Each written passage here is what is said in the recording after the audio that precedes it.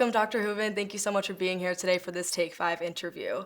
My first question is, why do you disagree with scholars who argue that human behavioral and psychological sex differences can best be explained by the environment rather than biology? Great. Ava, first of all, thank you so much for having me and for such a great opening question. So any evolutionary biologist, which is what I am, understands that any complex behavior in any organism is a result of interactions between genes and the environment.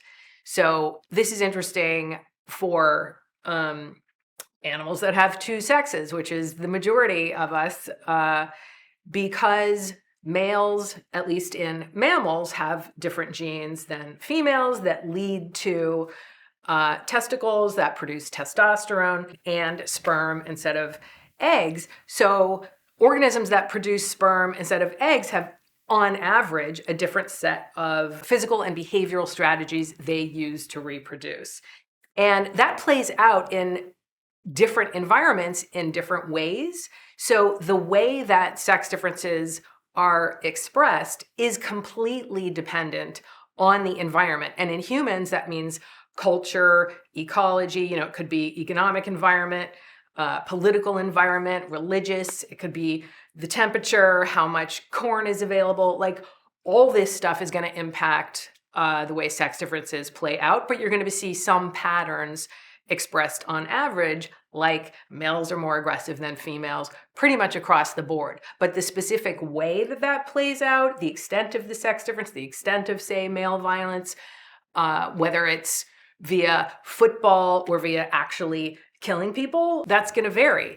So I disagree with anyone who says that any complex behavior is solely due to culture or is a cultural or social construction. What are the dangers of denying or downplaying these biological differences between males and females? This is very important to me. So I want to kind of start by saying when ideology creeps into science, we lose the ability as a democracy to allow all voices into the discussion about how certain aspects of reality, certain scientific facts should impact certain policy decisions.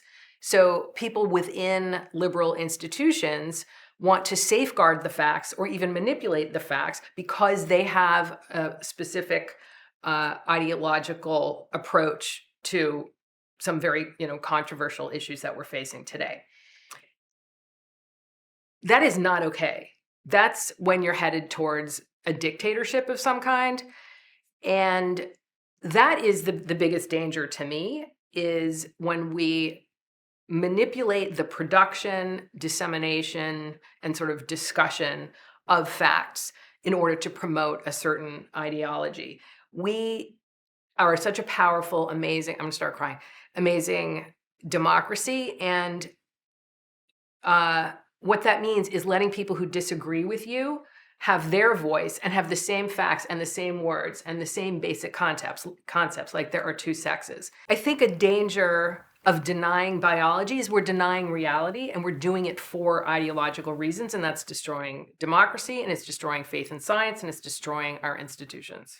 It's really interesting. Thank you. And my final question is, should individuals who go through puberty before transitioning from male to female be permitted to participate in sports as women, and why or why not? So again here, what I think has really screwed up this discussion is ideology, is a hoarding of the facts, is a manipulation of the science, is a shaming of people who disagree with the kind of progressive social justice-y viewpoint, which is that males who identify as female or who are trans women in this case, should of course be allowed to participate in the female category in sports. That is one view. Another, I think, reasonable view that reasonable people, can disagree with that other view is that no, these are males, they have biological advantages, they should not be allowed no matter how they identify. And people are getting hurt on both sides here. The most important thing is that we do the science that we need that will bear on these policy outcomes. I believe that science shows very clearly that testosterone in male puberty it's just obvious. Like to me, there's just no question. It's ridiculous that people are even debating this. Of course, it gives males a physical advantage over females. Males can beat the crap out of females. Everybody knows it. They're bigger, faster, stronger on average.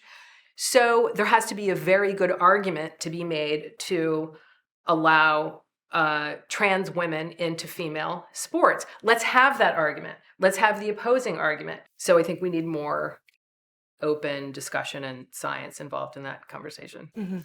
Great. Thank you so much. You're welcome.